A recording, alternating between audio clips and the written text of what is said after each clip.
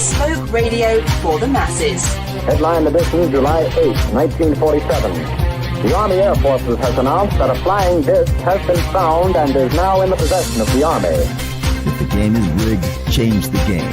Game changer. I occasionally think how quickly our differences worldwide would vanish if we were facing an alien threat from outside this world. This is Fade to Black with your host, Jimmy Church, on the Game Changer Radio Network. All right. Good evening, Fade to Black. How you doing? How you doing? Today is Thursday, November 7th, 2024. I'm your host, Jimmy Church. And you know what I'm about to say? It's your Thursday. It's my Friday. Yeah. I have to work all weekend. It's just the way that it is. I'm heading out of town. I'm going down to South America next week to Peru and Bolivia. I've got tons of stuff I've got to get done. And I've got to wrap up some stuff here that some big changes I've done here in the studio. You've seen some of them. More are on the way. And I've got to get all of that done this weekend, as well as, man, I got to do stuff like laundry. Yeah. And get all packed up and ready to go.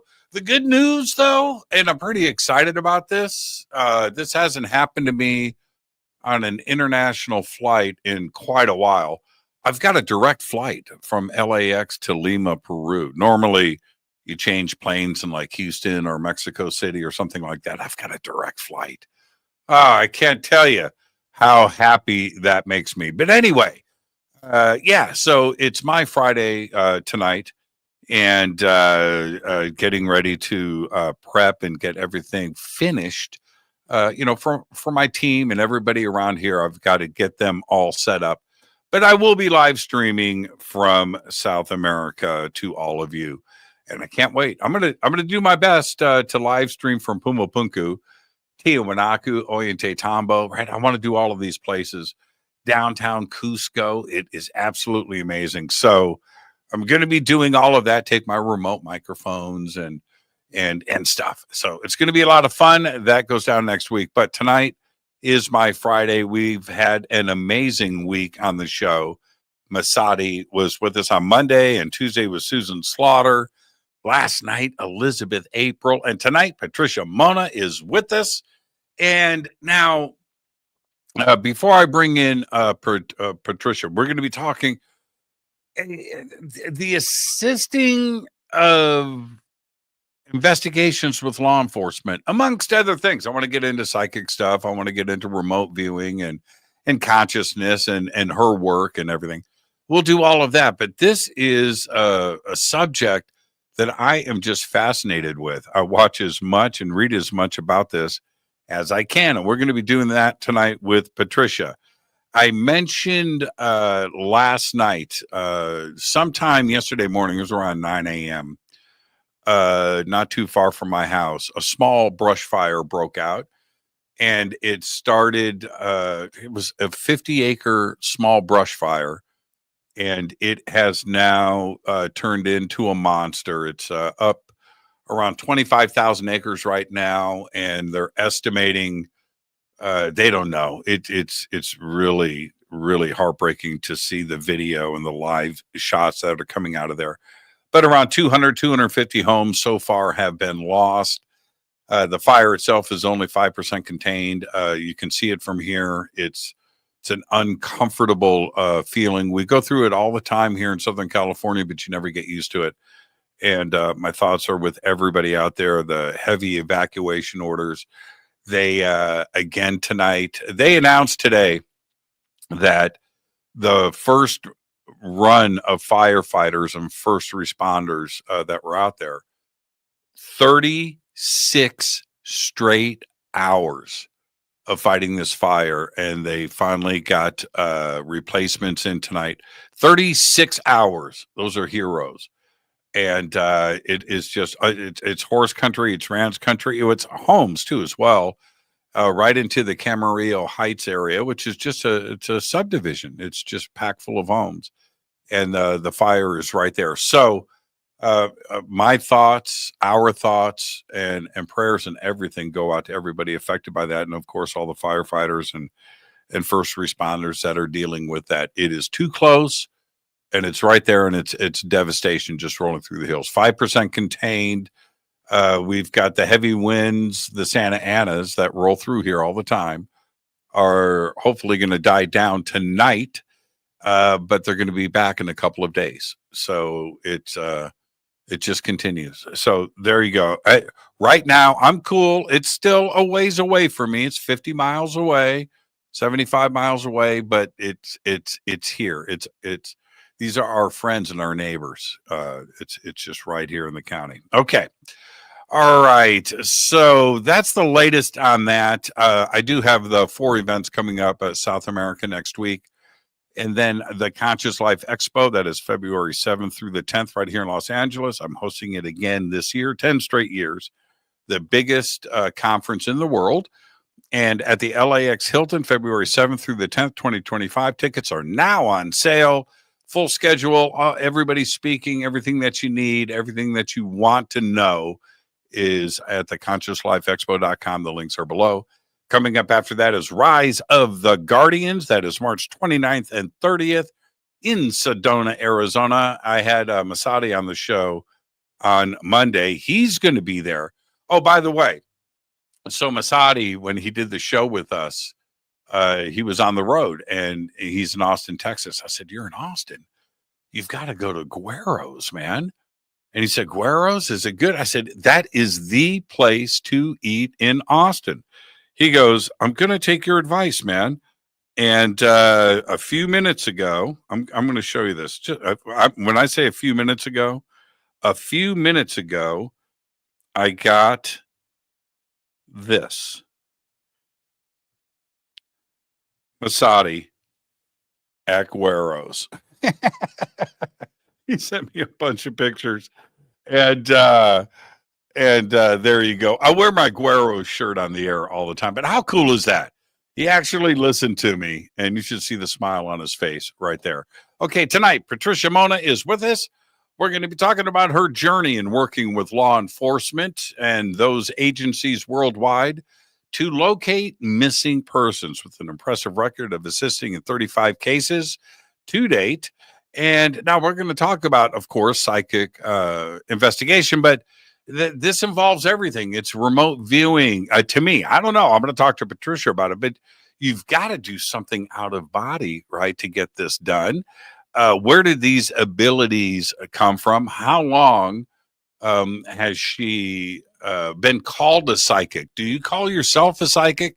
Is that term bestowed upon you? We're going to be doing all of that. And this is a subject that I discuss all the time on the show. I had Susan Slaughter on the show on Tuesday talking about all of this. It is something that I'm fascinated about, and we will get into all of it. And with that, patriciamona.com is below, over on our website, and throughout social media. I would like to welcome, for the first time, to Faded Black, Patricia Monna. She's right there. Patricia, good evening. Hi, Jimmy. Thank you so much for having me on the show.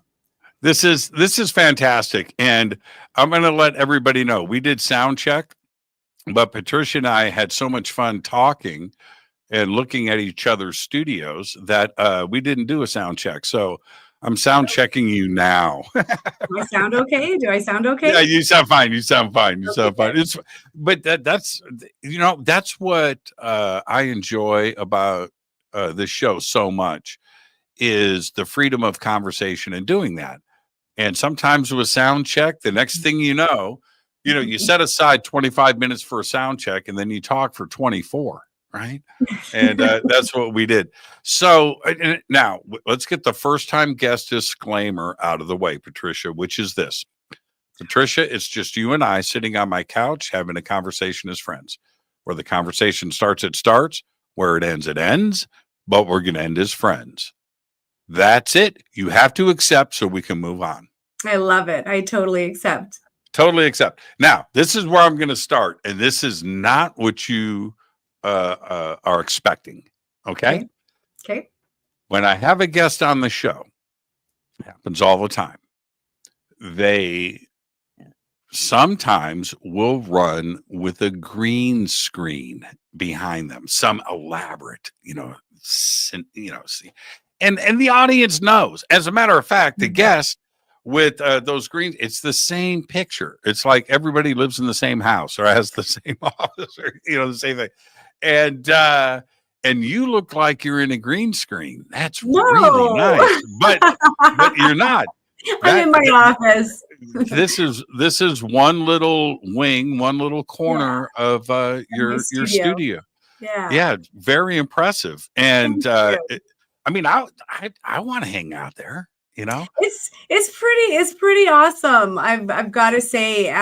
So it's pretty big, a meditation studio. It's big. It's Alberta. Don't be modest. It's really big and really nice. Comfy. And when all the candles are lit and everything's light up, it's the best place to meditate in. I love what I've created here. I've created my little heaven on earth, for sure. So the big room, which is on the other side of you, right? Yeah. That big room is lined with floor-to-ceiling windows, and it looks like it's overlooking the city. Is that what it is? No, it's overlooking McDonald's. But I've got a beautiful deck that's just off of the studio where I can go sit outside, and I've got a little garden and stuff out on my deck. And but then on the other wall, I've got a crystal grid where I've got crystals basically from the ceiling all the way to the floor in a grid that I channeled. And I've also got nice. Thank you. My pyramid. Do you have to? Well, we'll talk about the pyramid because I love that. But do you have to force yourself to leave? Yes, very much so. Yeah. It's my so home nice. away from home. I love it. Yeah, it's my for sure. So in the middle of the meditation room, everyone, I wish we could show it to you, but just picture it's nice wood floors, floor to ceiling. It's, I don't know how many, it's big. It's a big open room, but in the middle, and it's clean. It's a very clean room. In the middle, she's got a copper pyramid. Mm-hmm. And I've always, I don't know how old you are, but in the early 70s, and I remember this so clearly, the pyramid power wave, came through, and everybody had pyramids above their water beds, right? Yes. This thing, and pyramids were a big deal, and I've always been interested in that. But I feel that there is a power in that geometry, and you've got that, and your tubes are filled with crystals. Yeah, so the copper rods or tubing is all from bottom to top filled with crushed crystal that I prayed over each crystal that went into it. And so when you meditate under the pyramid, it's amazing. You can feel the energy that's just radiating from it because the whole thing is crystals, right? Like inside copper. And it's even got a crystal topper, I can't remember what they're called, but anyways, the top of the pyramid is all filled with crystals as well. It's called the pyramidium. Pyramidium? Okay. Yeah, that's the top. That's the top. The top part is called that? Yeah. I'll have to send you pictures of it because it's all organite, made with organite generator stuff. And yeah, it's and then I play the crystal singing bowls underneath it, and we have classes here. I teach meditation classes every second Wednesday, as well as psychic development, because everybody is psychic. We will talk about that. Sure.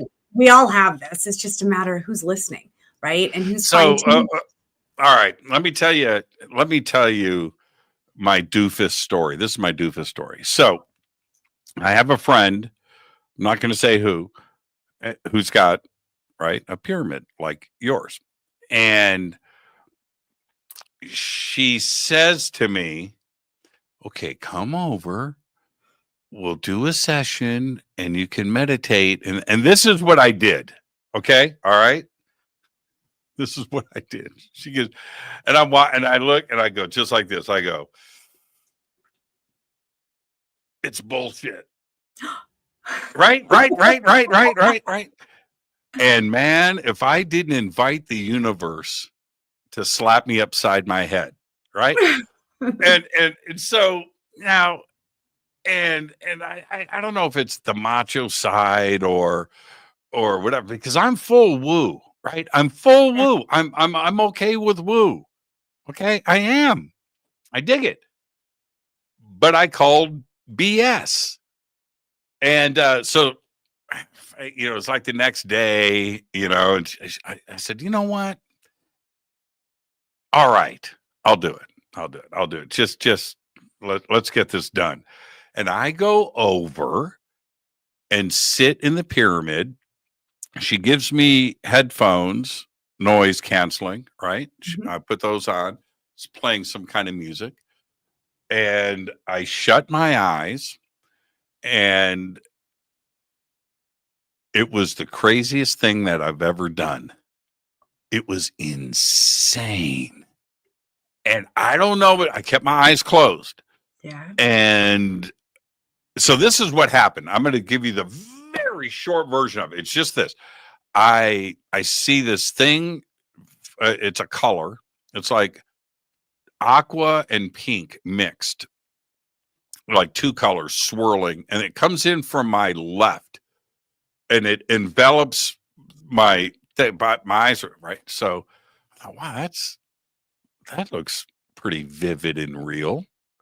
Okay, all right, and then it dissolves, and I am standing in a crowd of people watching a parade. Oh, wow. In ancient Egypt. Yes. Wow. Like 5,000 years ago. And I'm on this thing, and there's this big crowd of people on both sides. And I'm just standing there. I'm not Cleopatra. I'm not Akhenaten. I'm just a person standing in this crowd watching the parade go down this app. I don't know. And it was so anyway. Okay, forget all of the others. I don't want to get into the but I don't know how long it was. At the end, the music stopped and everything just kind of went away. And I opened up my eyes and I went, and there's people around me looking at me, and where am I? What is going on? And I take the headphones off and I said, how long was I? What? She goes, about 15 minutes. I was like, what? It seemed like a week. Wow. Not like an hour. Right. And that's it. Does that surprise you to have that kind of time compression and time dilation? Not at all. Yeah. Not at all, because everything is frequency, right? And everything is energy. So when you're sitting under something such as the pyramid, your vibration is naturally going to be raised higher than what it is when we're in our 3D reality. So when you throw on binaural beats under that pyramid, it's going to take you somewhere. You astral traveled or had an outer body experience, which is easy to achieve. It's a lot easier to achieve under that pyramid than it is to just do it, sitting on a couch or something. It was instant. Patricia, methods, it was like cacao.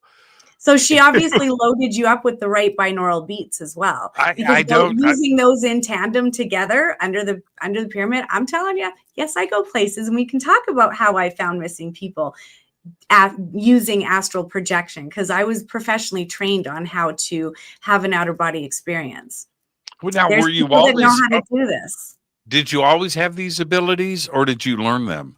I think I've always had it, but I had no idea to what capacity, because really, I had no idea that other people couldn't do this, because my reality is no different than yours. Like, it's not like I'm seeing dead people walking through walls, and it's not like I'm hearing disembodied voices inside of my head, right? So I had no idea, that. And then to me, what I was seeing, like before I changed careers and, went into this full time, I thought it was common sense what I was seeing. And so I would look at people and go, well, what do you mean you didn't know he was cheating on you? Or what do you mean you didn't know you were going to get sick? Like, what's wrong with you? I thought everybody had this. And my mother was very, very psychic, although she was a big time born again Christian. So to her, she tried praying it away. It scared her very much so. And so, but I still grew up with someone else in my family being very intuitive. And a lot of the women in my family are very intuitive. So to me, I just thought some people like were lacking common sense, to be very honest with you. But when I started finding missing people, that's when things got real. But even before that, I was a palliative oncology nurse for 13 years. And looking back now, I think what made me a great nurse was I could walk into a room, look at a person, scan them from head to toe, and know, where their illness was, where their pain was, what level their pain was at, all of that, because it radiates. It's an energy, and it changes the energy that's around them in the auric field. And I naturally can feel, sense, and see that. And I always knew that was a little weird. But I remember, seeing energy for the first time. It was when I went to church as a kid with my parents, and I kept poking my mom, going, Mom, what is that? What is that? What's all that stuff around all the people? And what's all of that, static that's in the air? And she looked at me like, shh, be quiet. What are you talking about? Be quiet. Because she couldn't see it. But looking back now, I can see all of those little things, how it was always there. But I truly believe that all of us have this. If it's kind of like if you got 10 fingers, all of us have the potential to play the piano. Some people are better at it than others. It's a skill set.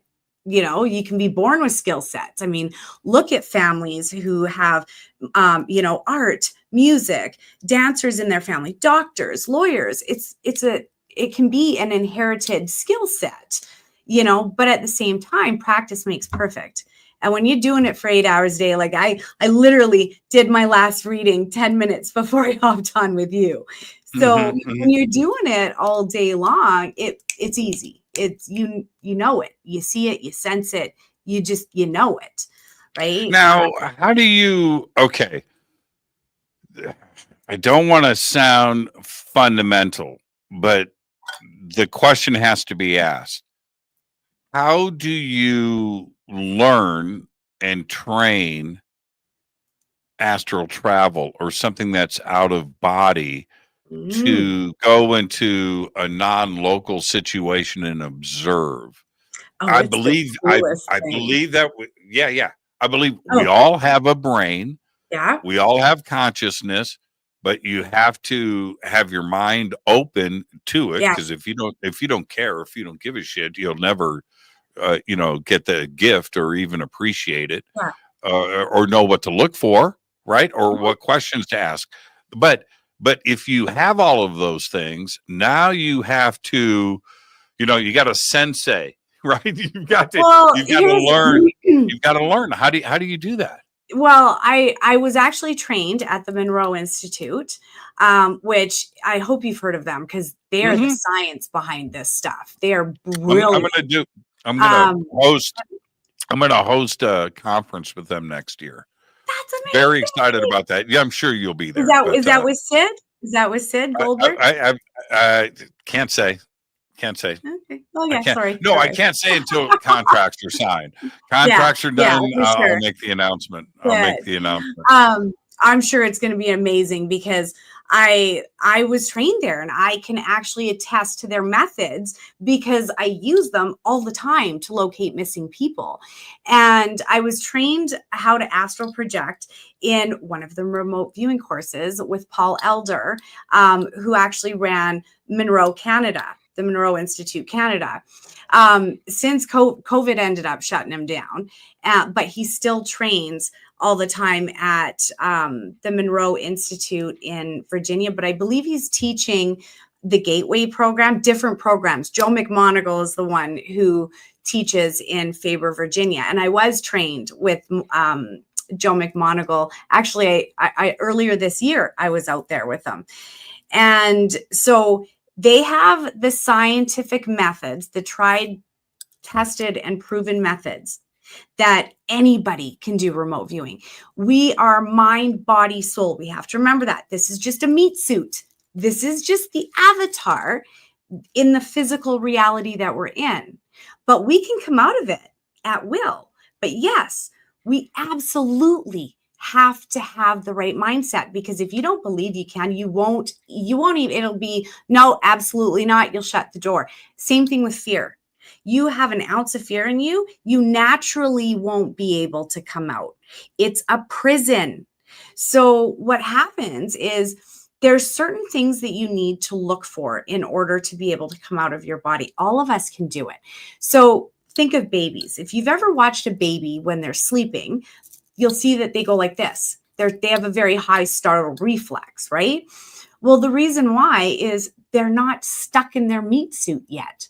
The soul is huge. This is why they sleep so much. It takes a lot of energy to transition from the higher dimensions, from that world, into this tiny little pea body. That's why they sleep so much. But if you'll notice, their startle reflex is high because they're floating in and out of their body constantly. And when they float back in, they go like this. When they're floating out, guess what will happen? If you jerk, you'll get pulled right back in. And I know that because it's part of the training. You have to train your body to get past the startle reflex. Well, that state is called mind awake, body asleep. You literally are tricking your body. You do it through deep breathing. You listen to certain frequencies that put you in the right vibration. Because remember that everything is energy, Jimmy. Everything is.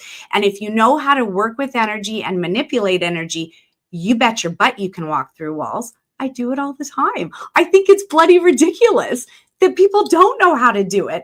Or oh no, that's BS. You know what? The only difference between a skeptic and a believer is the experience. And once you walk through walls for yourself, I'm telling you, you will never look at this reality ever the same again. Everything changes for you. You no longer live in fear because you know this is a temporary mission that we're on here, right? Anyways, back to the what happens to the steps.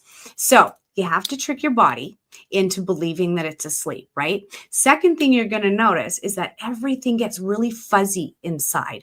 It starts to feel like you're vibrating, like you're becoming. Remember when the TVs used to go off the air and it was all fuzzy on the screen? Picture that inside of your body, because that's exactly what it feels like. Then all of a sudden, you'll start to feel that roller coaster sensation, that woo, woo, of going in and out like this, feeling like you're moving inside of your body, right? That movement, and you're getting ready. When you start to feel that wiggly movement, then you have a choice. You can either roll out of your body, you can sit up, you can go right out through the crown of your head. You choose. For me, I usually sit up. That's what I find myself doing anyways. I sit up. And then once I know I'm out, I go to the target. And you can see a target. I should talk about that actually when I get into the missing person cases stuff. Right. But you can change your perception. When you're there, you have perfect sight, and your nose, you don't realize that your nose has been in front of your eyesight your whole life. We've been staring at our nose our whole life. Well, your nose isn't there. It's perfect sight. And when you go to wave your arm through a wall, it feels like static. It feels like thick energy, but it's not solid. You can feel it. And the funniest thing to do, or what I would find myself doing when I'd first come out of my body, I'd stick my head through the wall and just see what was there, see where the wirings were and stuff. And that's when it dawned on me, oh my God, that's how spirits know how to flicker lights. They will literally just take their astral body and go like this through the electrical wiring that's in the wall, and then they disrupt the lights. I've done it when I was out of my body a couple times, so I know it works. And you can interact. You can see things in live time. You can go backwards in time, you can go forwards in time, or you can go into this time, because there is no time when you go beyond space and time. That's 3D construct. We got to think higher. And the thing is, Jimmy, we don't know what we don't know. We're so stupid. We don't know anything, right? Let me ask you just real quick. Okay. So whether it's in the present, forward, back, take that part out. But let's say you're around some other people. They're walking down the street. Maybe it's in an office. Maybe it's in a room. But there's multiple people there. Yeah. Do they ever sense your presence? I don't know. Good question. Yeah, I've often thought about that. I mean, you know how we see things, shadow people, things out of the... Could that be somebody remote viewing? Right? You know what? You understand what I'm saying? It very well could be. It absolutely, yes. Absolutely, it could be. You know how dogs look at something that and sense things. Yeah. Empty room, but they're looking at something. Yeah. Could that be a remote viewer or a time traveler or somebody that's astral traveling? I've actually wondered that before, because when I was little, I could often feel a presence in my room and it would scare the heck out of me. But then when I was young, I'd find myself on the ceiling looking down at myself. And I've actually wondered before, was that presence me? Because I've seen myself back in time when I went back to my childhood room. And so, it makes me wonder, was I sensing my future self? I can honestly say this because I've done a lot of crazy stuff. I have. I've experienced some really cool things, but I've never astral anything. Go to the Monroe Institute. Jimmy, you'll have your mind blown. You'll have your mind blown. But you have to go there with an open mind or it won't work. And I'll tell you firsthand. Okay, hold on a second. Listen. Okay. I'm listening. So after my very first time that I did this, so when I came out of my body, after floating around, and sometimes you can't control it. Sometimes you just end up in places for whatever reason, right? Well, when I astral projected the first night, I went downstairs, saw my kitchen, saw my son. I even waved my arms through my kid. I said, Alex, look at me. I'm out of my body. He didn't feel a thing. And then he turned the light off and everything went dark. And I scared myself back into my body instantly. What went through my head was, oh my God, this is real. Oh my God, this is real. But if this is real, what else is real? Boom. I went back into my body. And no matter how hard I tried for a good year and a half, I couldn't get out. I scared myself. Something scared me. So you can't go with an ounce of fear or your body won't let you out. Right. It's not that it doesn't work. It's that you have an ounce of fear that's closing the door and not letting you out. So you have to go with zero fear and zero expectations and allow it to happen. Because here's the thing, if you force it, you won't get out. If you don't try hard enough, you'll fall asleep. But yet, if you try too hard, you won't get out. It's literally like you have to hit that sweet spot, which is very difficult to do. And I think that's why a lot of people don't do it. But I think there's a lot of people that do know how to do it. They just don't talk about it because it's a very dangerous talent to have. I've interviewed, I've got, the best remote viewers are not only my friends, but they're people that I interact with and work with and of course, interviews that I've done with them over the years. And remote viewing, I've done it live on the show. Like the real, and the best. I've had the best on the show. And one night, this was like, oh man, this is like 2014. So 10 years ago, like in there, 2013, 2014. I don't think it was 2012. But anyway, so there, and I didn't know this. I was just flipping through videos on YouTube. I'm in bed, my iPad or something, right? And I was the target of a remote viewing session. Ah. I don't know that I'm the target. Nobody does, right? You don't know what's in the envelope. I'm just watching this remote viewing session. I thought, oh, this will be cool. All right, whatever. I'm watching it. And I'm watching what he's drawing page after page, right? Flipping, and I can see him zeroing in. And I am seeing this unfold. I'm like, wow, this feels very familiar, right? I don't know how to explain it. Anyway, and it's like a half hour, maybe an hour long video. And it's zoning in and it's zoning in and it's zoning in. And I went, holy crap.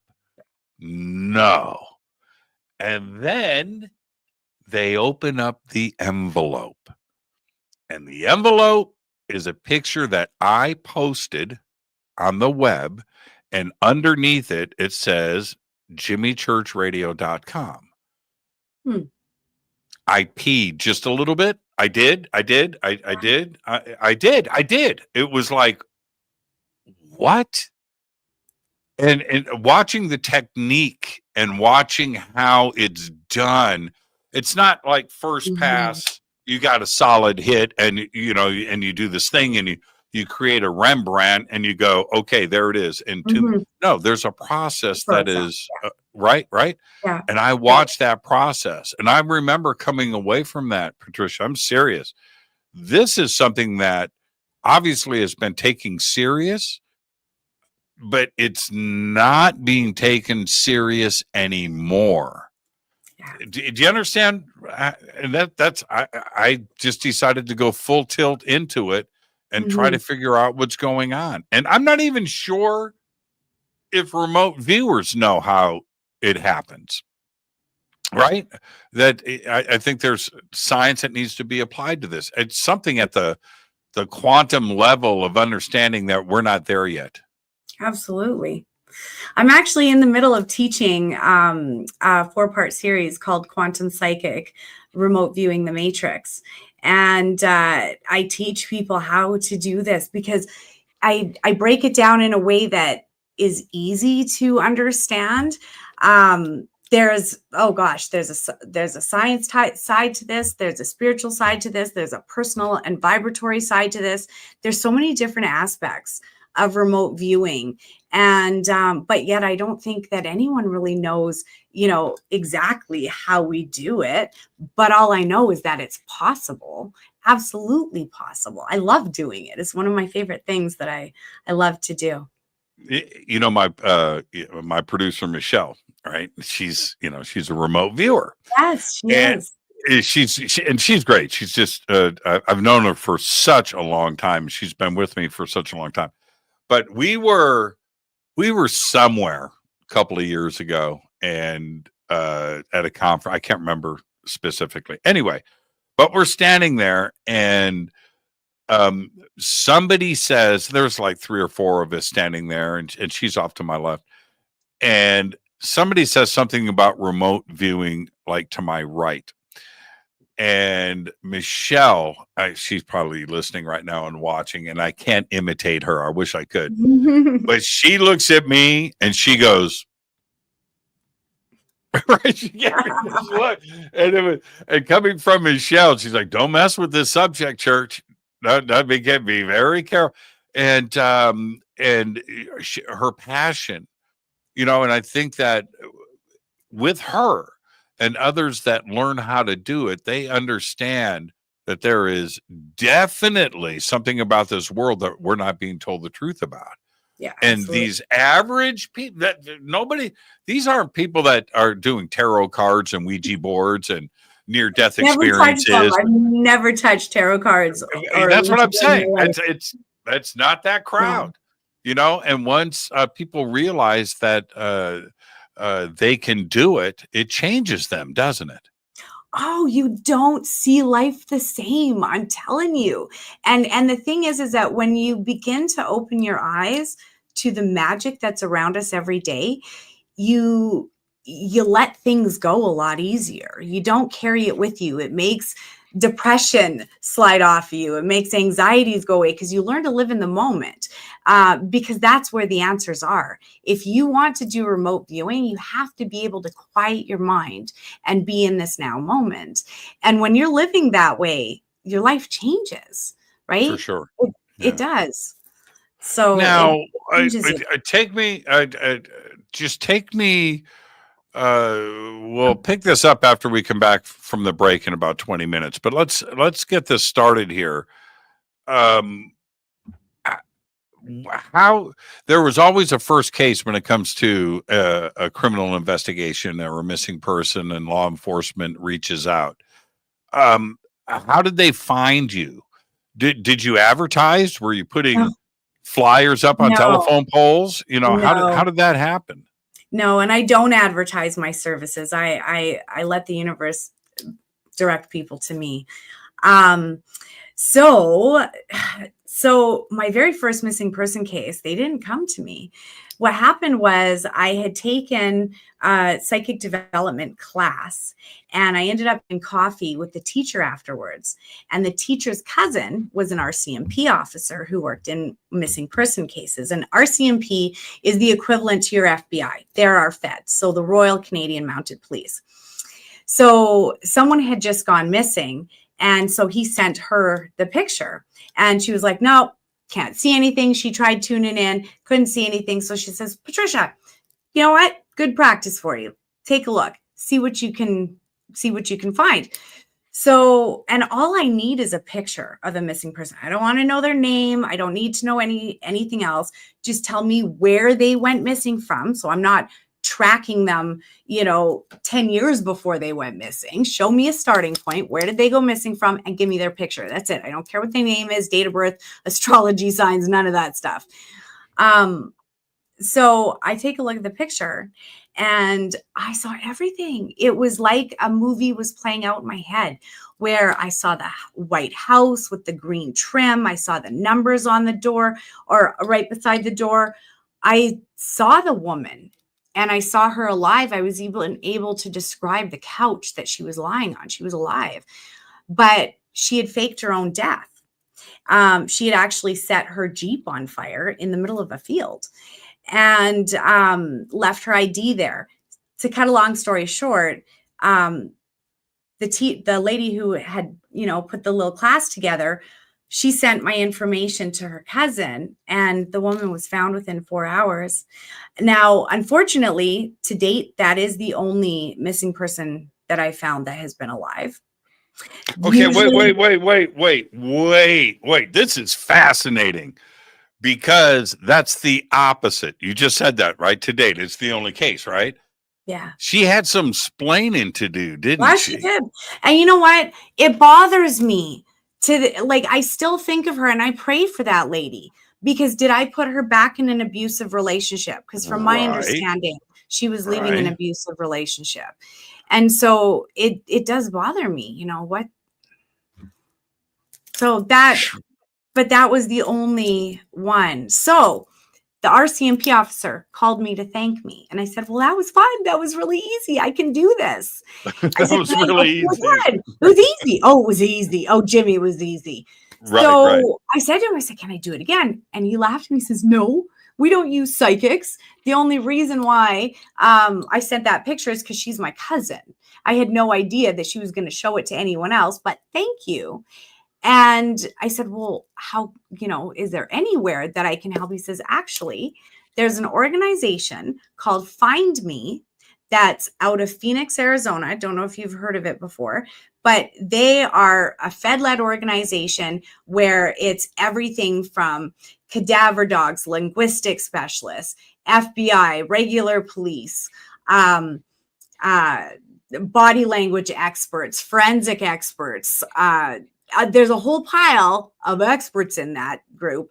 And then there's 115 psychics that have been tried, tested, proven, background check, everything to get on that team.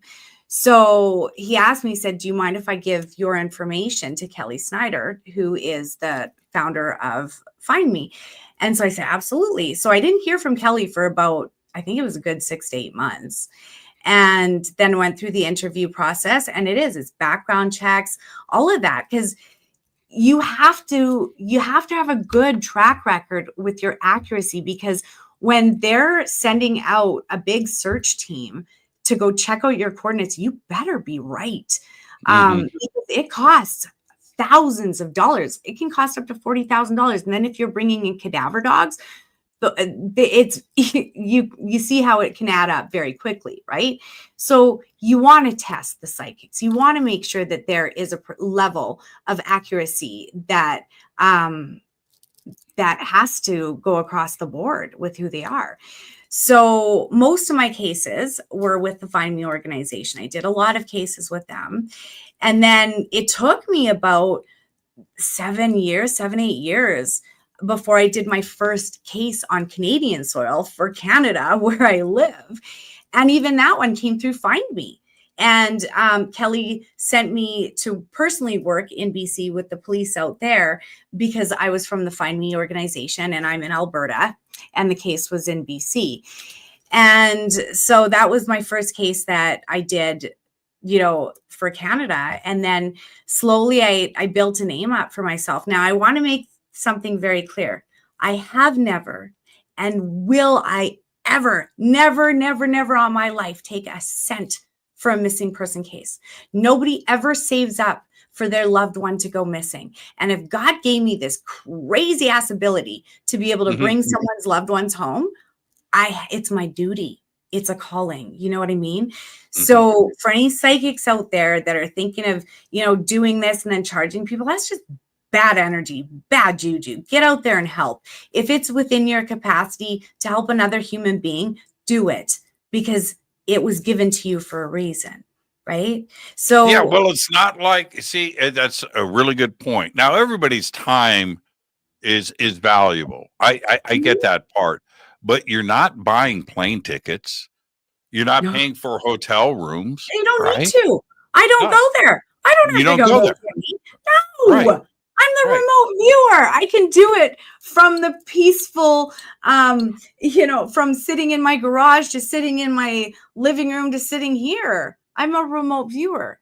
Yeah, what's your expense sheet like? A couple of Starbucks, right? Don't buy. Chances are I'll buy them coffee. Because when the police are coming here, it's me bringing them coffee in my office. You know what I mean? No, I would never accept even a coffee on this. It's just bad energy. And I genuinely mean that. If I decide to pick up a case, it's because I have the capacity and the time. So this isn't like I do this every day, all day. No, I do readings all day. And then I teach in the evenings. I teach online and I teach in person, right? Plus, I didn't even get into the retreats that I do. I also teach in Sedona, Arizona. I teach psychic awareness retreats out there. So I'm all over the place. So I only take cases directly from the police or the immediate family. I will not take a looky-loo. I've had lots of people contact me and go, oh, my cousin's friend of a friend went missing. No, get their mother, father, brother, sister, or the officer in charge of the investigation. Give them my information. They are the ones who have to be open to working with me, because if it's not them, my information and my time, which is valuable, it's going to go by the wayside. My coordinates will not get looked into, because the only people that will go out there and check are supposed to be the police, right? In an investigation, the family's not supposed to be moving around without the police telling them, yeah, you can go look over there, right? It's supposed to be the investigators. So I need to make sure that my information gets into the right hands, and that search and rescue or search and recovery takes my stuff seriously, right?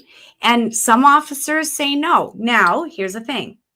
If I tune in and I know information and a police officer won't listen to me, guess what you do? You go above their head. You call Crime Stoppers, because every single tip legally has to be looked into by law. So they have to. If it comes in through Crime Stoppers, they don't have a choice. So I know the system because I've done it long enough. I do ride-alongs with the police. I do lots of them. I actually just did one on Halloween. I don't know if you ended up getting that picture. I sent it to Michelle where I'm wearing my bulletproof vest and my little earpiece. Oh, wait. So I cool. do have, let me pull that up. I have one image that, hold on for a second. Just, that was from Halloween. Just last well, let week. me, is it Halloween? That's from Halloween. No, this is Blanco River. Oh no, that's from an investigation. I can explain that if you want to pull that up. Okay, let me pull this up. Yeah, actually, since I have it here, let's go ahead and do this. It'll take me 2 seconds, and here it comes right now.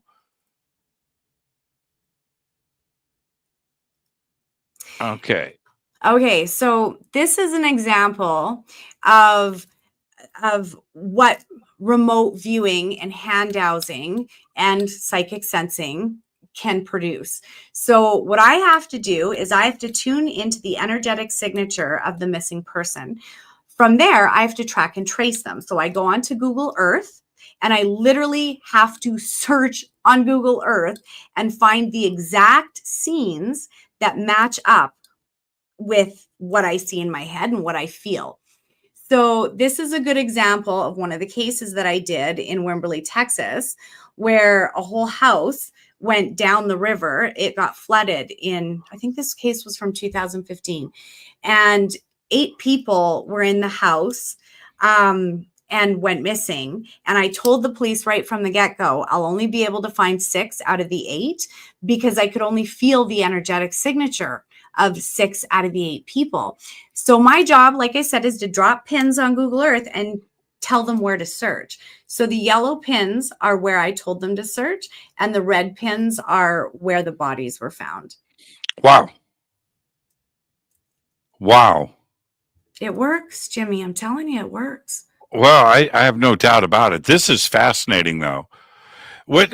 At what point in an investigation because look, detectives, they want to solve the case themselves. A lot of pride in that, right? They're heart. You know what I mean? Invested a lifetime in. I get that. I watch Brooklyn Nine-Nine as much as anybody else. I know what a good detective is. That's a joke. Everybody should laugh. But there are, partners, detectives that have been on a cold case, homicide case. You know what? And they don't want anybody else's help. They don't want the FBI coming in. They don't want this coming. They don't want another agency, another sheriff. No, it's their case. Mm-hmm. At what point does a detective look at his partner and go, okay, man, we got to call that psychic chick, right? You know what I mean? Because that's what happens, right? Yeah. They're not doing that out of the gate. At what point?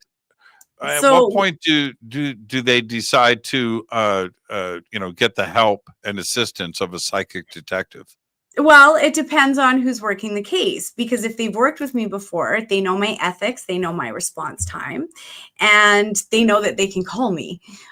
So they'll call me if someone's gone missing, if they're on if it's the same person that is working it, right? However, when I get called in to a lot of the cases, they're cold cases. And so I've worked on ones as cold as 31 years where we were looking for remains and bones. And actually, just a couple of years ago, I worked with archaeologists out in Australia to find an ancient burial ground and to find the massacre site and the burial caves. So you can go, well, I don't know how much I'm allowed to say because it's going in a magazine. So I don't know how much I'm allowed to say. Okay, however, and plus, here's the other thing too, is I got to be careful with what I say with that. but it can be, you've got to remember that we go beyond time looking into this. Just as long as I can hook into the energetic signature of the target, I can open it up and I can get that bird's eye view. I can look from the side. I can look from underneath. I can tell if someone's buried or if they're underwater. So let me break that down for you. You want to know how I do it? I do. Let's think about this for a second.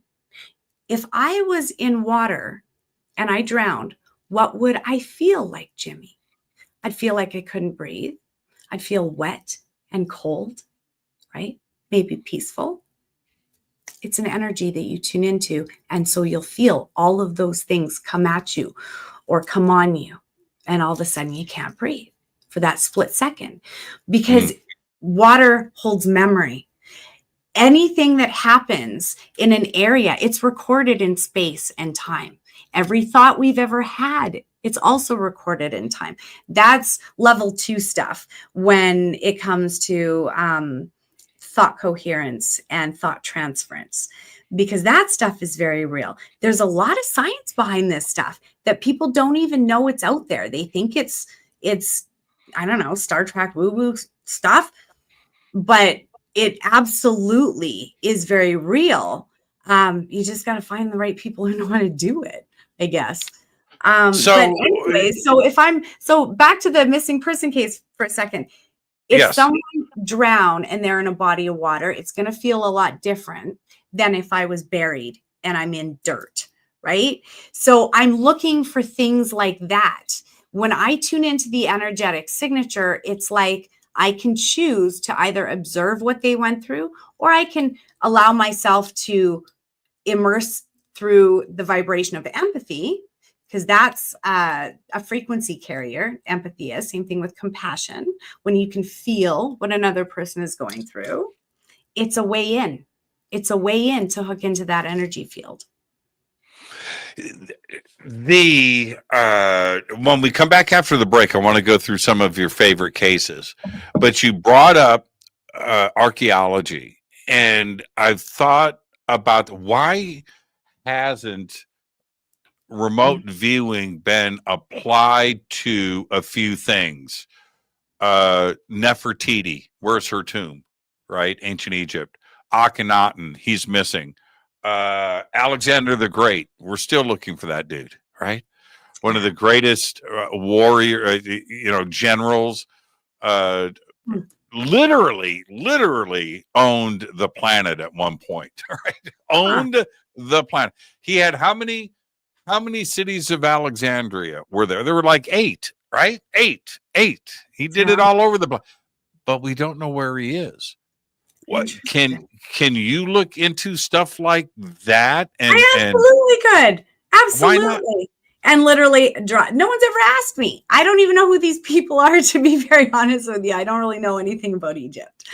So okay, so what do you in a case talk about a cold case, right? So we've got a cold case here that's 2,500 years old. Alexander the Great, Nefertiti, 1500 BC. So do the math on that. How many? So that's you'd be looking what for DNA. You'd be looking for remains. Yeah, but what do you need to focus in on something like that? Oh yeah, because there isn't even a picture. I'm very visual. I'm super visual. So pictures. If I could get you something like that. If you could give me a picture of who you want me to look for, as long as I can hook into the energy, I generally speaking need a picture of who I'm looking for. That for me is my thing, right? Some people need astrology. No, I just need to be able to visualize. The minute I can visualize and get into their energetic field, I'm in. I can see it all, right? But if it's that old, mind you, I was looking for a burial site, so I'm sure I could find it. It was 3,000 years old. I mean, there are some mysteries out here when it comes. Somebody just posted, what about Genghis Khan? Yeah. Maybe Alexander was not so great. But like Genghis Khan. And Genghis Khan, so this is what they did with Genghis Khan. At least this is the story. So he dies. They take his body, they bury it in a secret place. Everybody that was involved with the burial was killed. Everybody that killed the people that were killed were killed. And they did that outside of the circle, so much so that in the end, nobody knew nothing. Anybody that knew anything about it was dead. And now Genghis Khan, who, you know, there's a famous quote. I think that every male on planet Earth has Genghis Khan DNA. Right?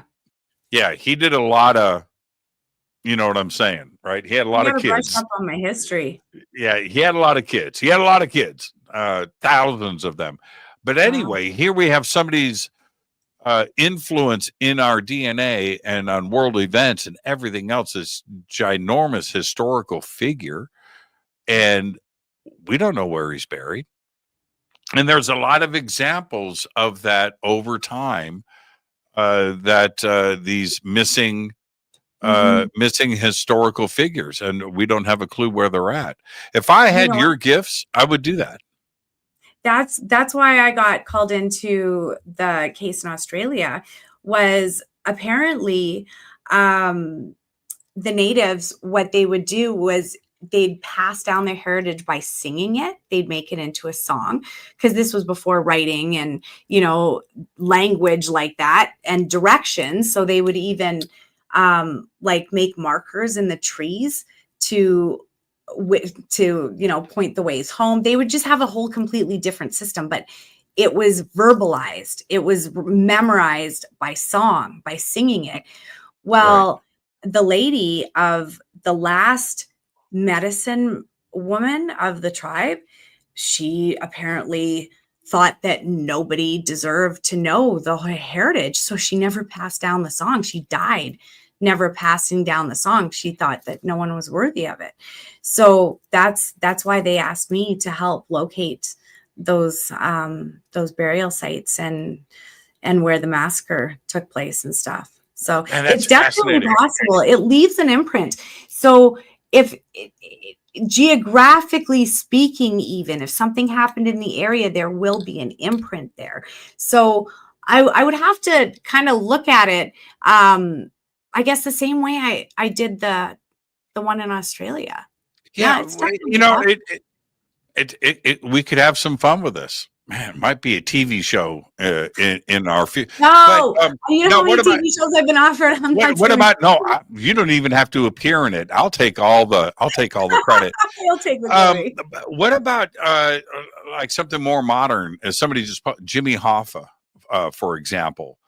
And those types of cold cases, is that stuff that it seems we have all of the information we need about Jimmy Hoffa, and it's just crazy how somebody like that, modern history, right? Yeah. What about something like MH370, the Malaysian airliner that went missing? Is that something that you could look into? See, here's the thing. I can look into all of these things, Jimmy, but I haven't been asked. I've never been asked. Now, here's the thing. I also don't want to waste my time and you know, do it for entertainment. If I can actually get my coordinates into the hands of someone that would go out and look, I'd do it in a heartbeat. Drop what I'm doing to get that information. But no one of stature has asked me on any of those cases, or else, yes, I absolutely would. Because it's like, why bother looking into it if you don't have the time and no one's going to care? You know what there's not going to be results. Like, it's all theory. Yeah, exactly. And that's the thing. I love proof. I can back up the cases that I've claimed to have found. Every single one of them, right? I even have RCMP recommendations. I'm legit.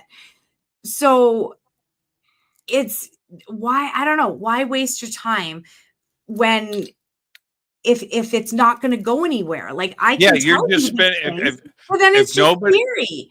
Are you going to go out there and actually look and find them for us? Because yes, I can do it. It's just get me the people that will take me seriously. And then I'll give them the information. Absolutely. I got a Or juice even I'll card. give you the information. If you can make that connection, Jimmy, I will absolutely work on that with you. Absolutely. Let's take our break right here. Man, that is the biggest cup I have ever seen. It's amazing. Is it? Mine's full of vodka. Mine's full of water. But it gets me through interviews like this. I drink coffee. Patricia Monna is with us, psychic, detective, and a whole lot more. This is Fade to Black. We'll be right back after this short break. Stay with us.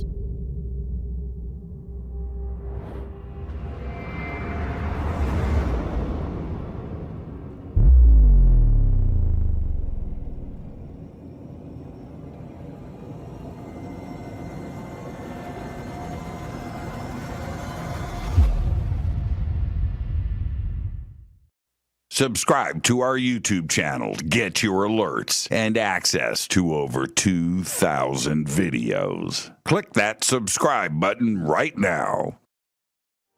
Go to jimmychurchradio.com and get the Fade to Black official podcast. 2,000 episodes, all of them commercial free for just $2 a month.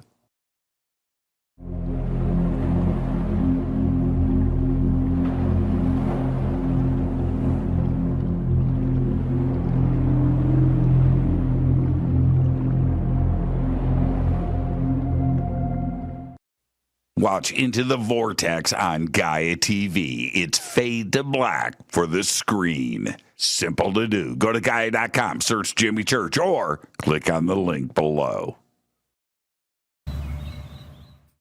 Follow Fade to Black on Twitter at JChurchRadio. Get all of the show updates every single day. It's now called X, but who cares? How you doing? Jimmy Church here. Special announcement. Get your Fade to Black t-shirts. That's right. Help support the show. Help support everything that we do over here. We've got 2 t-shirts. We've got 2 ways to get them. Get your Fade to Black t-shirt today. Go Beckley Teppy.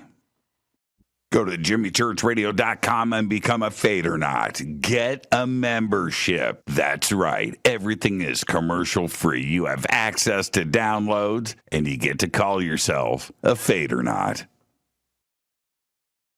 River Moon Coffee, makers of the Fade to Black blend. Truly the best coffee on planet Earth. Just visit rivermoonwellness.com or their Amazon store. It's all simple to do. You can check out the Fade to Black blend, the Game Changer blend, or any of their Black Moon Wellness products. It's the only coffee I drink.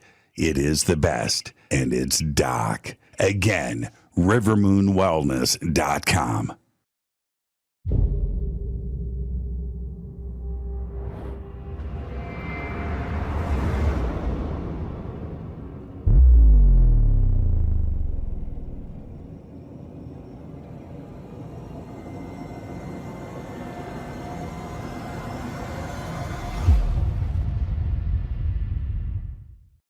All right. Welcome back, Fade to Black. I am your host, Jimmy Church. Woo! I just rushed out. Fresh espresso in the top of my coffee. River Moon Coffee. There you go. The links for River Moon are below. Patricia watched. Patricia, did I walk in here and sit down and click go? I did, didn't I? It was like that. I just said, it's okay. All right. I didn't go anywhere. Man, I was like, oh no.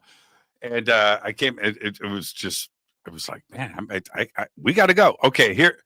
Let's go through and let's see where this takes us, because we're all fascinated with it. Let's go through some of your favorite cases that you assisted on. And I'll just pass it off to you. But when I say something like that, what comes to mind first? Well, there isn't really a favorite case, because you know that the chances that you're looking for someone who's deceased, right? But there's been, oh gosh, you know what? My first case, was really emotional for me, because that's when I realized, oh my God, I saw it, and I came so close. So to me, I can put the emotions to the side. Like I said, I was a nurse and I did palliative oncology. So I was the nurse you didn't want. I was the cancer nurse, right? End stage cancer nurse. So I've dealt with a lot of death and dying on both sides of my profession. But my first case, I remember that I was out camping with my family when I got the call that they had found him. And at first it was like, yes, I did it. And then I realized, oh my God, I just found a deceased loved one. So what You happened?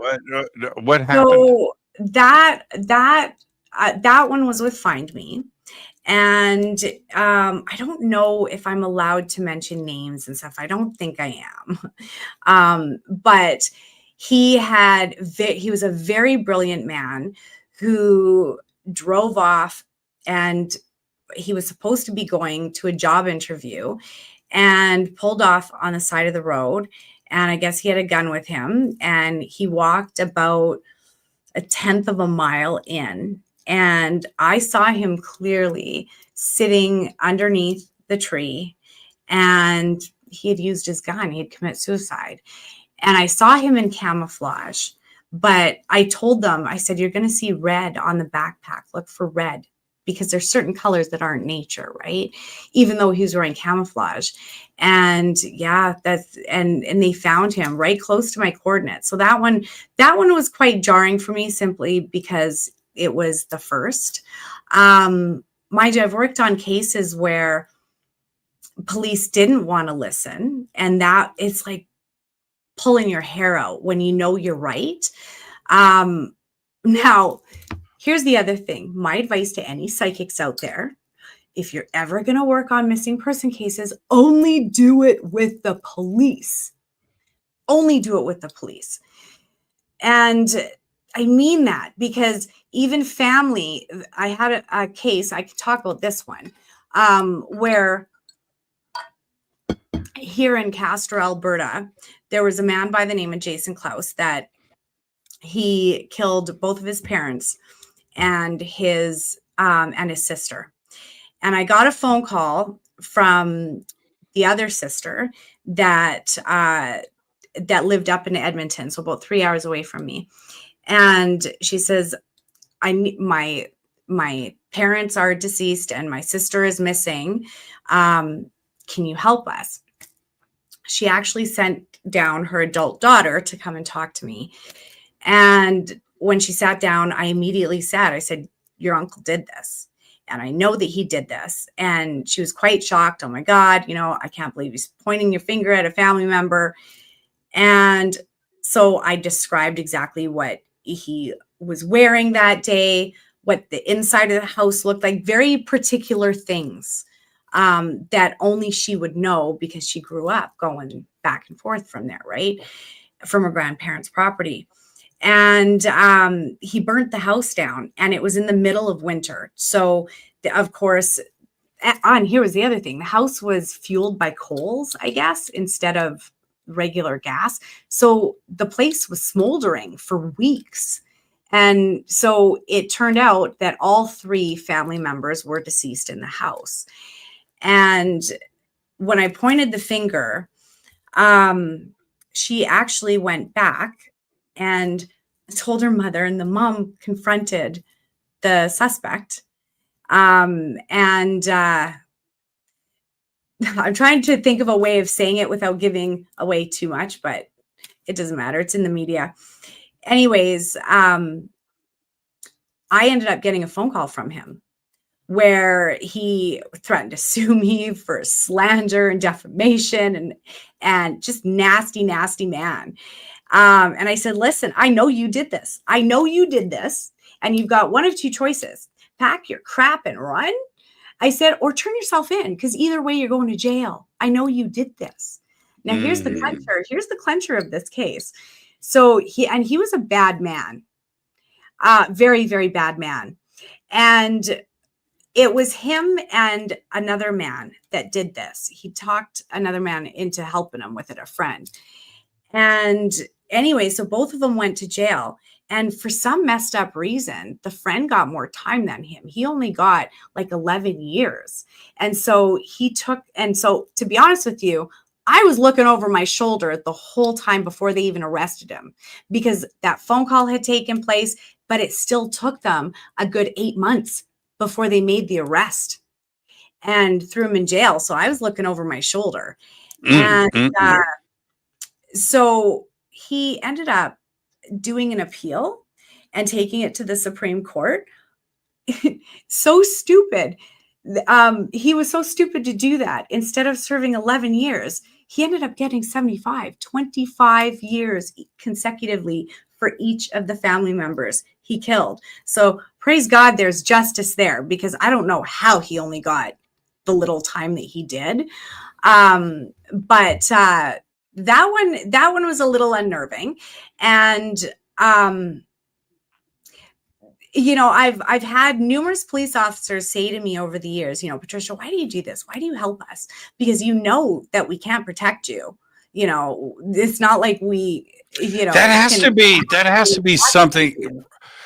That's a whole nother consideration that most people don't think about when it comes to this. That's what I'm saying. You got to be careful. I've been doing it long enough now that I know the ins and outs and how to go about it on a professional level, where, you got to think of these things. And here's the thing.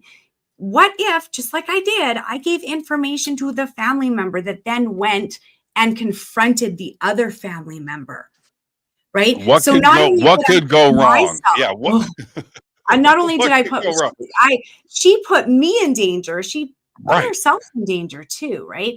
So I've learned not to do that. So even with family, if family bring me in, I still only work with the investigator. The family can hook me up with the police. I will absolutely take the case as long as the request comes from the parents, brother, sister, immediate family, right? But I still go through the police for this, because there's been times where you got to point the finger at people you really don't want to point the finger at. Mm-hmm. So yeah. You gotta be careful with that. Yeah, for sure. The other part of this, as I think about it, I don't know. Right. You all see it's always dramatized on television, the press conference, and the homicide division is stepping up and they're doing a live press conference. We caught the killer, or we're looking for the killer. We're doing this. We've all seen it play out. And I love, by the way, I love my true detective shows, man. There cannot be enough of them on TV. The documentary style true detective things. I just dig that stuff. And those podcasts, only murders in the building, man, and it's a comedy. But I just dig that style, the podcasting and everything else that's around it. But I don't know, has there ever been a press conference where the chief of police goes, it's solved, we found the body, we know the killer, and we have to thank the psychic detective that took us there, right? No, never. They're never going to do that. Never. First off, that would put me in danger.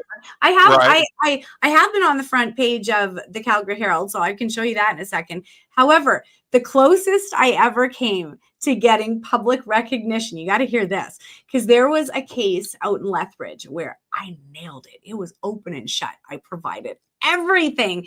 And that was another one that took months and months. Investigations do not happen overnight or, in 30 minutes like they show on TV. It takes months. Like, they have to get enough evidence that they can solidly convict, right? So by the time they make the arrest, they know you did it.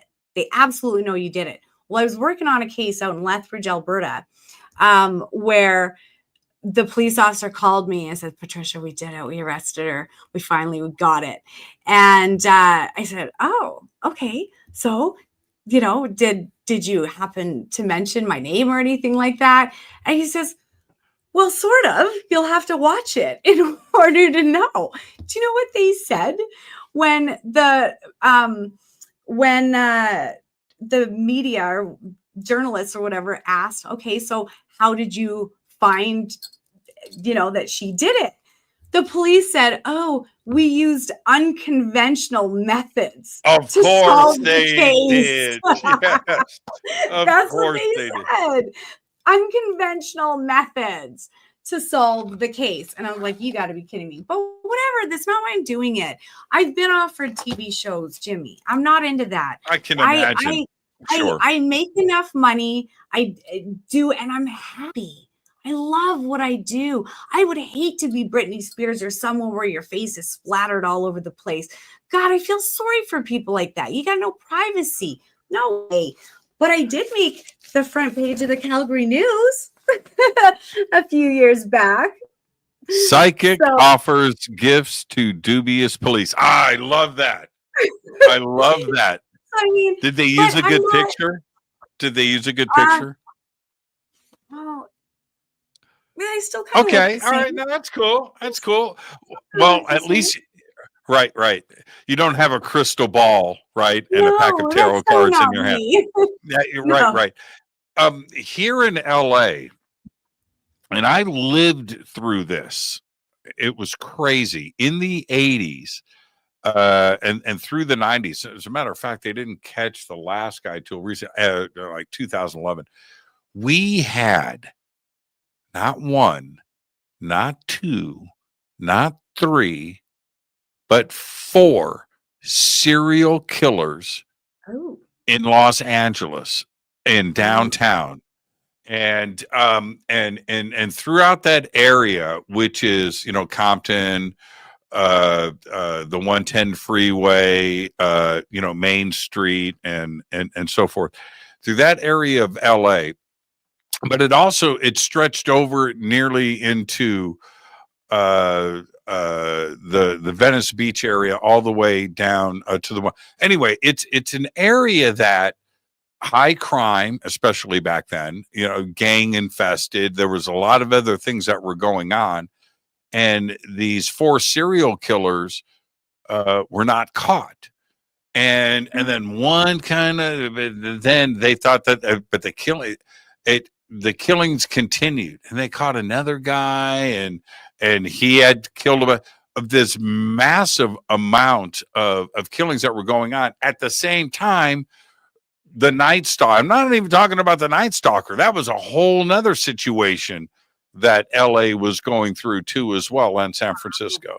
But and the Hillside Strangler, all these things. But at this, and that whole situation remained unsolved for 25 years, going on 30 years.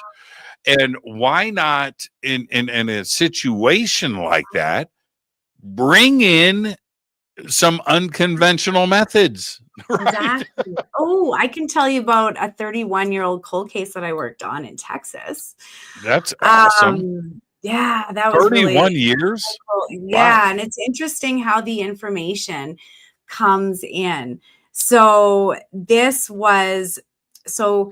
man who had committed the murder was already serving in jail. He was found guilty for, oh God, what was it again? For basic planning to commit murder.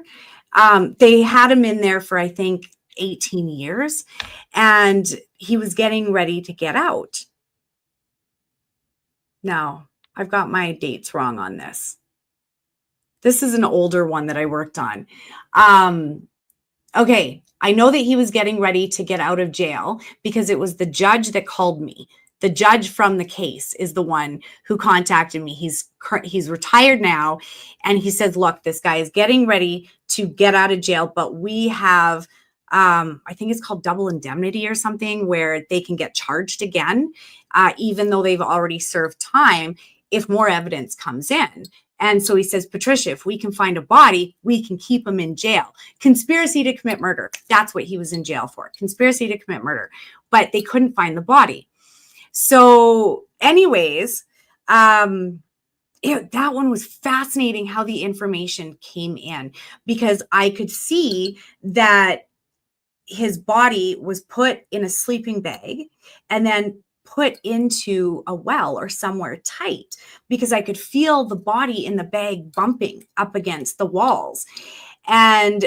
But I'm like, Texas, okay, am I looking at an oil well? Am I looking at a domestic well? Turns out I was looking at a domestic supply well. And he was actually shoved into the well of the property where the murder was committed. However, I wanted to be really sure before I send in a case. I'll spend the night praying and meditating about it, just in case there's any other information, that my guides can show me. So this was the funny thing.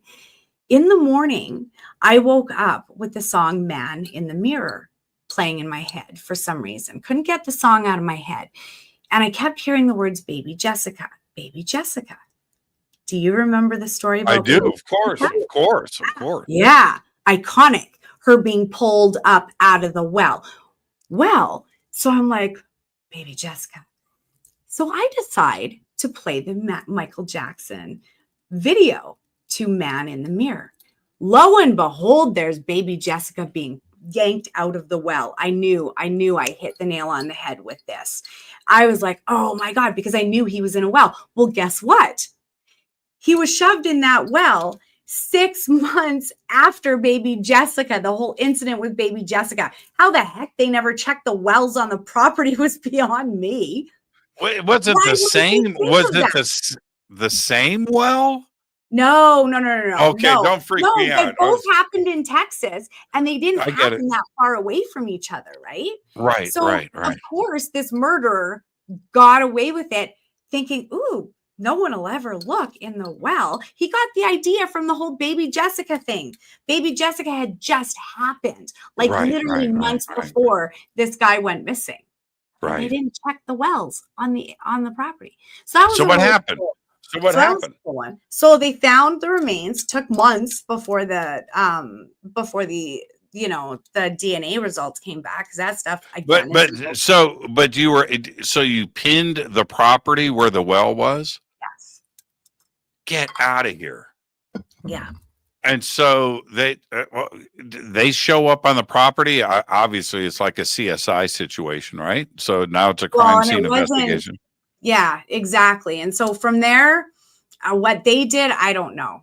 I'm out. As soon as I drop a pin and tell them where to look, I'm basically done. My job is done. It's now up to the investigators, and it's up to that search team, to be able to basically kind of see through my eyes, because I give a full-blown description of the area and what to look for, if there's anything that's out of place that they need to be looking for, and if I'm seeing an area but I'm not seeing it clearly, I'll explain everything that I'm seeing, just in case. Okay, it could be over in this part, right? Because sometimes information doesn't come in as clear. And have I ever been wrong? Yeah. Who hasn't been? Right? Nobody's perfect when it comes to this stuff, but I have been right a heck of a lot more times than I've ever been wrong. And I've been able to prove that it works 35 times. 35 times. I have successfully found 35 missing people, not worked on 35 cases, like you said at the beginning. No, I found 35 missing people successfly. That's insane to me. Wait. We can't get ahead of ourselves. Was he in a sleeping bag when they found his body? Yeah. Yeah. And I could feel a shaving kit that was thrown down. I knew the shaving kit was down there. Same thing with his Stetson hat. So did you know the color of the sleeping bag? It looked navy blue to me, or black. So okay. And so what color? Yeah. This is fascinating stuff. I don't, and you do this 35 solved cases. That's amazing. You've got a great retreat center there, and you have no idea how interesting this is to everybody. This is just crazy to me. Well, and here's the thing, Jimmy. I find it crazy that people don't know about it or don't want to learn about it or don't know how to do it, because we're all capable of it. And we really should touch on that, because literally when you see and you can actually, see for yourself through target practice, because practice makes perfect. But when you see for yourself that you can do it, it's mind blowing. I'm not the only person that can do this. There's lots of us out there. What about kidnapping cases? I've worked on kidnapping cases. And so success? No, I've only worked on one. And the girl is still missing, but it was sex trafficking. And so it's still an ongoing investigation with the RCMP. And that one, I believe she's still alive. I can still feel her pulse out there. So that's tough, because when they're out of Canada, what do you do? Right. So I literally just give the information to the police and hope for the best, pray for the best. Have you heard of the Rodney Alcala case? No. Okay, let me give you the background on this. Let me tell you why somebody like you should be involved in that. He died in prison, okay? But Rodney Alcala, there is a movie out right now. I can't remember what it's called. It's on Netflix about him. He was a serial killer posing as a photographer in the 70s. He was a contestant on The Dating Game on the TV show. Wow. He was one of the 3 bachelors. Not only that, he got picked. And he got picked. He was using his real name. And so the case gets so crazy. Not only did he get, but when he was on the Dating Game on the TV show, he was already the named suspect in 5 murders here in LA and 2 in New York City. All right. And I have a connection to one of the girls in New York City. I knew her brother, but that's I didn't know at the time, right? But anyway, so all of this is going on. He, posing as a photographer, was pulling his victims in, saying, hey, let's go on a photo shoot. Take them out to the desert, never seen again, right? Okay, so while all of this is going on, he ends up getting arrested. And while he is arrested, and this is where you come into play, he tells his sister, because he's a murder suspect and he's in a holding cell, in an interview cell, right? But he says to his sister, and they overhear this when he was alone with his sister, they haven't found the storage unit in Seattle. Right now, the detectives hear this, and one of the detectives goes, hey, wait a minute. I wrote that down. I saw it on a piece of paper at his mom's house. The storage. Here's the name of it. That's all we need. Now we can get a search warrant. So they go up there, and you know what they find? What's that? 1,000 pictures of people. Right? Now, they don't know the names. They don't know who they are. They don't know where these pictures were taken. They solved a couple of them because they put it out into the public. Does anybody know any of these people? Mostly girls, young women. And if you do, let us know. And they ended up solving 1 or 2 cases from doing that. But there's another 1,000 photographs that are unidentified. And it seems to me that it's a case like that you pull in a medium, you pull in a psychic, you pull in a remote viewer, and you have them go through all of it to see, even in the remote chance that one family can get peace, it would be worth it, right? Absolutely. Well, and I think a lot more police officers are, more open-minded than we're giving them credit for, or the ones that I've worked with are anyways. So it's just, it's a matter of accuracy though. It's not helping if you don't know how to do it, or, if you can't tune in.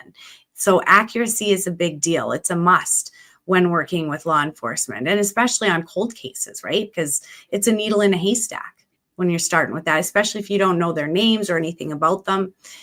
That's difficult. It'd be, for me, I gotta see the picture, don't care about the name, and tell me where they went missing from. But if you don't know where they went missing from and you know nothing about them, that can be that can be a barrier, but it's not impossible. I wouldn't think it's impossible. Yeah, somebody just texted me. The name of the movie on Netflix is Woman of the Hour. Oh, and it just came out. I happened to I caught it when it came. I just thought it was in the dating game. What, serial killer on the dating game? And then I remembered hearing about this when I was a kid, or many years ago. But I remember hearing about the story, and it almost becomes like urban legend at that point, because this is before the internet. These are conversations that happen at a party, or maybe you're reading it, but you don't have a way to go and research it or follow it. It just becomes pop culture, right? So I watched the movie because of that. And then I happened to find at the same time, these always happen in twos or threes, right?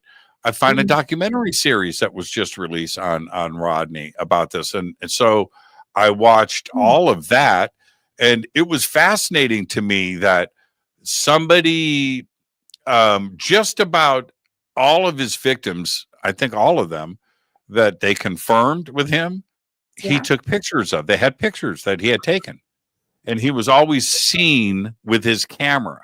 And there's plenty of pictures of him out in public, right, with his camera. And that was his way of luring in, his next victim. But they go and they a storage shed in Seattle, and he lived in LA, and he lived in New York too as well. He lived in LA, how Seattle. But the point is, when they open this up, it's a treasure trove of things. Yeah. His stuff that, the I don't know what you call it when you take a victim's earrings, or these things, mementos. I don't know what you would call those. Trophy. There you go. But then they found, over 1,000 photographs of unidentified people. Wow. And that's when you go to, I forget what you called it, an alternative method or whatever. Yeah. I would hope that they'd be open to using a method like that, because I wouldn't even know where to start. Like, that's wow. Yeah. Do you take some of this stuff home with you? Do you lose sleep over it? Trying to, getting involved, having the hit, having the emotional connection suddenly? Does it stay with you, or are you able to turn it on and off if you have to? I can turn it on and off. I can totally and completely turn it off.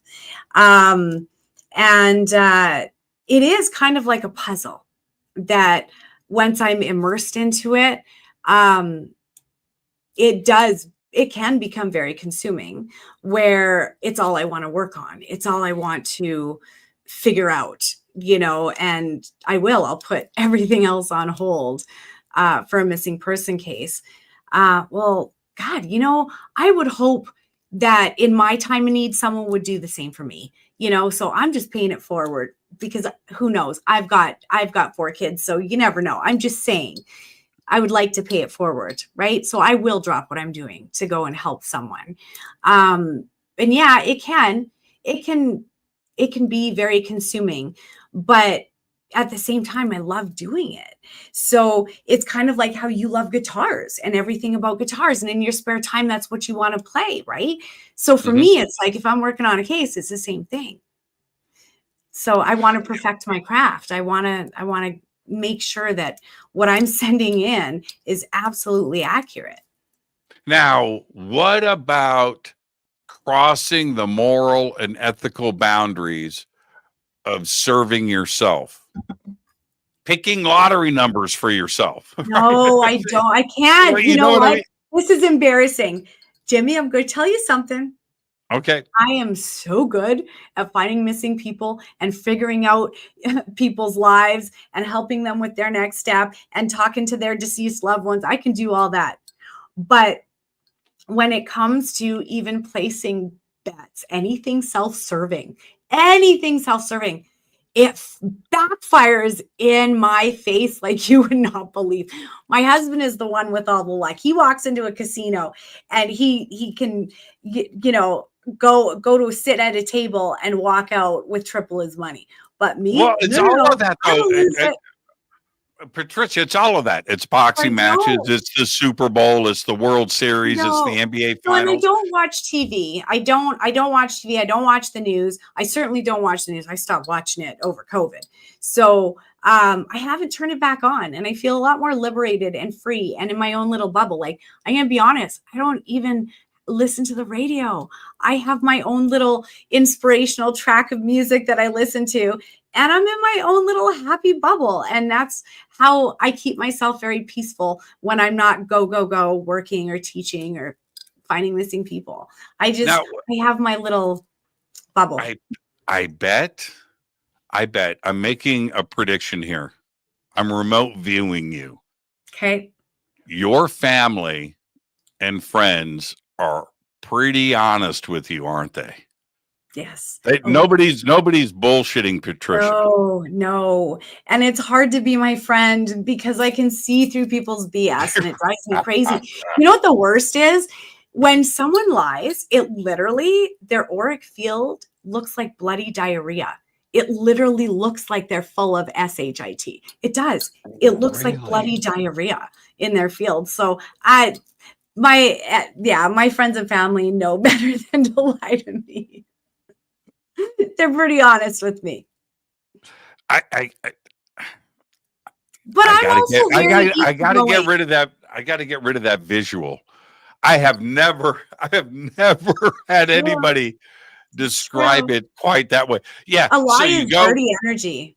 What you go and you have those oral cameras, right? Yes. Right. Yes. It looks like bloody diarrhea. Yeah, and you get your picture back and you're like, dude, what is that? That's bloody diarrhea. A lie. Yeah, it's a lie. I was standing there lying, not standing in my truth.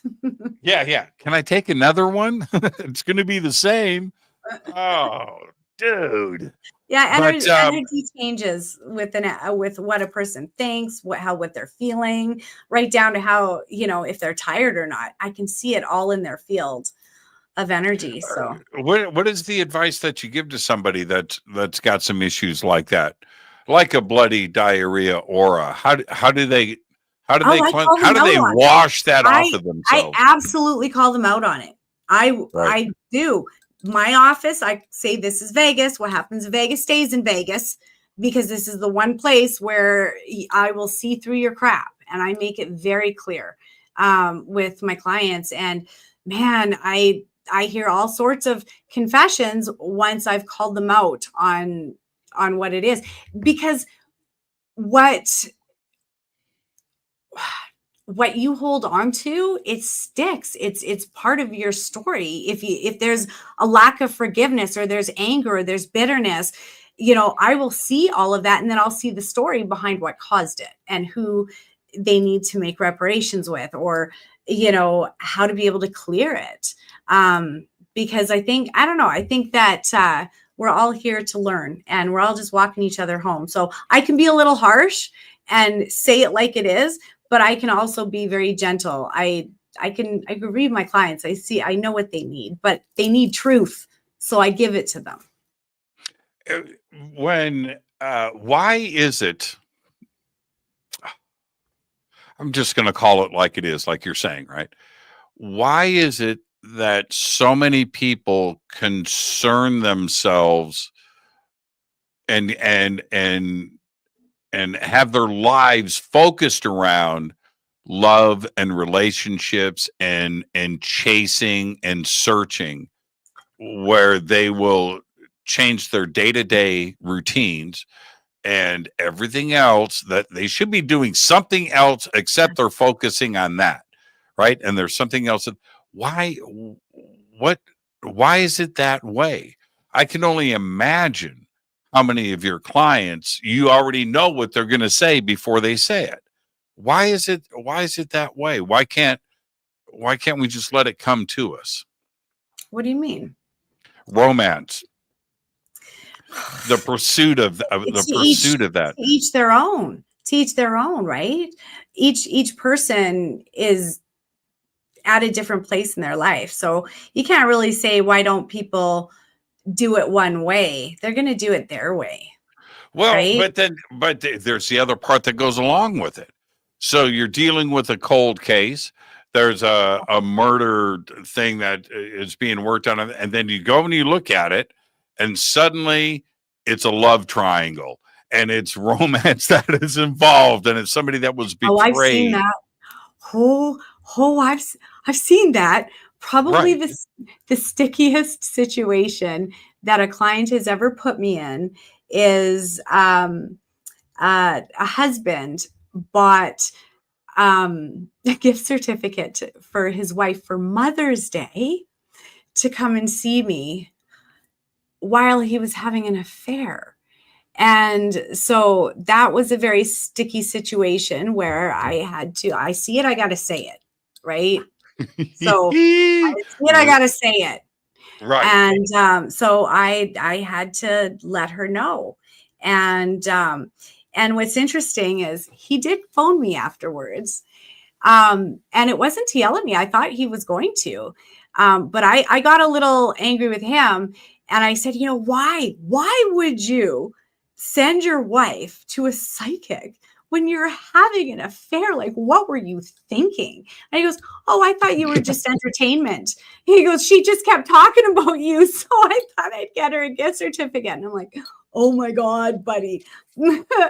So anyways, I can't say more, but anyways, that was the situation. That was, yeah. Did it unravel? It did, didn't it? Did it unravel? No, it didn't. No, they're still together. They went to counseling. They actually really? both, yeah, they He both got away with it? Well, He got away with it? But here's the thing. Here's the thing. You have to get to the root cause. Right. What was going on in the marriage to create that distance, right? And I'm not saying that, everybody should forgive, people who cheat. No. Each person needs to treat it according to their life, right? And what they're going through. But when there's kids involved and everything else, it's different for each person. And can you find forgiveness? And can you heal that? Can you figure out what you guys were missing in order to address the situation? Because you can't bury your head in the sand either way, right? You got to address the issue so that you can move forward and be happy, whether you're together or whether you're not. Happiness is the goal. Peace is the goal. Don't put people through hell unnecessary, right? So if you can address the issue and learn to forgive, learn to have unconditional love, then a person can move forward. Take me? I'm fascinated with this. In that particular case, without naming names, you don't. I love that. You don't send your wife to a psychic, right? You just that's a big bowl of wrong. There's a whole lot of wrong there. Okay. All right. So, but it happens. And so how does the reveal happen? Who do you go to first? Do you go to the husband and go, no, okay? No. I was Did reading you go to her? I never read for the husband. I never read for him. I only read for the wife. He just phoned me afterwards. How much do you reveal to the wife? Well, if I see it, I got to say it. Wow.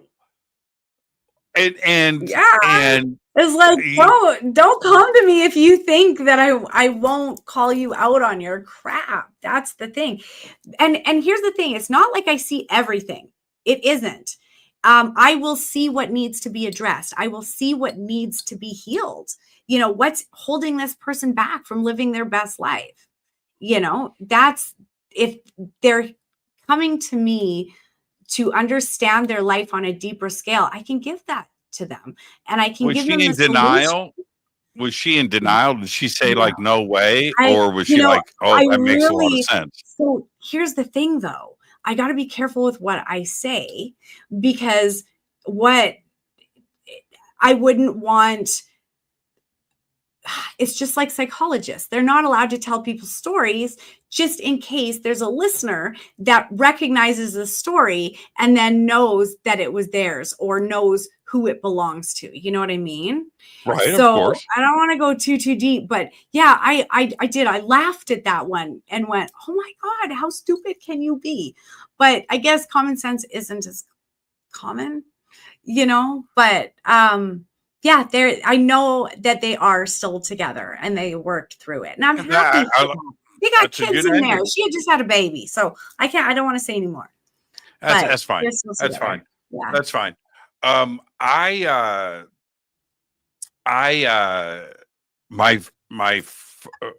went through a divorce. All right. My daughter's mom. And this is many, many, many years ago. But this is what happened. So I am interviewing divorce attorneys. Okay. All right. And my memory says at least 3. It was definitely 3. It might have been a 4th. Okay. But so, and every one of those divorce attorneys said the same thing to me. And I believe it's because they're going through this all the time and they're just going through the motions and they're like reading from their own script. But the script was the same for all 3 attorneys. All right. And this is what they said. And by the way, 1 female attorney, 2 male attorneys. Okay. So 3. One's a woman, okay. 2 are men. Different parts of town, different things, you know, set the appointment and go. And the opening question or the opening statement was the same with all 3. Okay. She's cheating on you. What? So yeah, and you're probably cheating on her too, but that's not going to be the issue here. But she's cheating on you. No, she's not. Yes, she is. You don't think she, but she. Okay, all right. I'll get back to you. Whatever. The interview went on longer. Go to the next. Go into the office. Okay, so this is what's going on. She's cheating on you. What? I go to the next one. I sit down. Okay, so this is what's going on. Okay, all right. She's cheating on you. It was bizarre to me to have these attorneys. So it got me thinking that way. You follow what I'm saying? Do I have all of this wrong?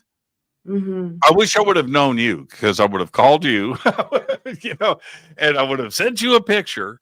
But it was weird how my mind got fixated on that. Yeah. Because I didn't believe that was the case. And it wasn't, by the way. She didn't. But the power of the mind, right? And the suggestion of this. And now I'm looking at all of this completely differently. And I was forced into dealing with that, which takes me back to this couple and the wife. When that kind of reveal happens, it's a paradigm shift in their life, like it was for me. But you know what? I will say this, it was a relief for him. He did tell me that it was a relief to be able to get it out on the table, to be able to start fresh. And so, I mean, I think it was probably the healthiest solution that could have come from that situation. It really was. So I I mean, I think that healing can take place, you know. That's just my opinion, but every situation's different. Yeah, for sure. And in these cold cases, missing persons, homicide, the family is finally getting the answers that they need, because there is no closure until something like that happens. Yeah. And I genuinely just want to help.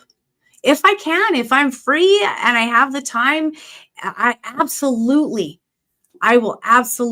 there, and I'm there for free. I'm just someone who likes to help. I found a way, that's something that I'm really good at. So why not offer it? Why not? I think that there's not enough people out there that help humanity on a regular basis. And I think that if we all showed up, and actually, gave our abilities, gave our gifts away to other people the way they were meant to be given, I think this world would be a much better place. I really do. So I'm here to make a difference however I can. Perfect night on the show. Patricia, thank you so much. And we've got your website up, patriciamonna.com. And where can everybody follow what you're doing? Is the website the best place to go? Yeah, I do have a YouTube channel, Patricia Monna Intuitive Consulting, and patriciamonna.com, and it's Patricia Monna on Facebook, Patricia Monna on Instagram. And I think I got a business page too, Patricia Monna Intuitive Consulting on Facebook. So I think we're friends. We're friends on Facebook. Are you and I are friends. Yes, we're Facebook friends. Hold on a minute here. Hold on. Yeah, look, take a lucky live. I'm going to confirm that right now. Here we go. Oh, yeah. Yeah. Like 2020. Oh, we've been hanging out for a while now. Oh, yeah. No, here's what's funny about that. I was on George Norrie. I know all the guys. I was on George Norrie in 2020. Yeah, there you go. And there's me. Here's the thing. When I don't of course now, yes. And I should be turning a shade of red right now because of this. Because we have been friends for a long time. And I only use it for business, so it's all good. Me too. I don't surf. It's not like I'm out there and doing this. But yeah, of course, we've been friends for a long time. I forgot about all of that until right now. But there you are. Patricia, just thank you so much. Perfect night on the show. And I'm going to reach out to you when I get back from Peru. Yeah. And I think that there's a couple of fun things that we can do together. And I'll keep you posted on that. Okay? Absolutely. I would love that. And by the way, I've looked into how the pyramids were made, but that's a whole other discussion. That's what I'm okay. So let's talk about that when I get back from Peru. Yes. There's some things that I think are going to be fun. Okay. So let's talk about all of that. Okay. Patricia, be safe out there. Okay. Thank you so much. Take care. Perfect night on the show. It is patriciamonna.com. We've got the links up. And of course, everybody knows now that it's my Friday. It's your Thursday. So I want everybody to enjoy the rest of your weekend. We're going to do 2 shows next week, and then I start traveling. But I'll see everybody back here on Monday. And guess what? My guest on Monday is John Russell. John Russell is back. He's got a new book out. And so we're going to be doing all of that. And of course, we're going to talk about riding our bikes. All of that and much more on Monday. Everybody have a great, safe weekend. Go Backley Tappy. Fade to Black is produced by Hilton J. Palm, Renee Newman, and Michelle Freed. Special thanks to Bill, John, Dex, Jessica, Dennis, and Kevin. Webmaster is Drew the Geek. Music by Doug Aldrich. Intro, Space Boy. Fade to Black is produced by KJCR for the Game Changer Network. This broadcast is owned and copyrighted 2024 by Fade to Black and the Game Changer Network, Inc. It cannot be rebroadcast, downloaded, copied, or used anywhere in the known universe without written permission from Fade to Black or the Game Changer Network. I'm your host, Jimmy Church. Go back, Lee Tappy.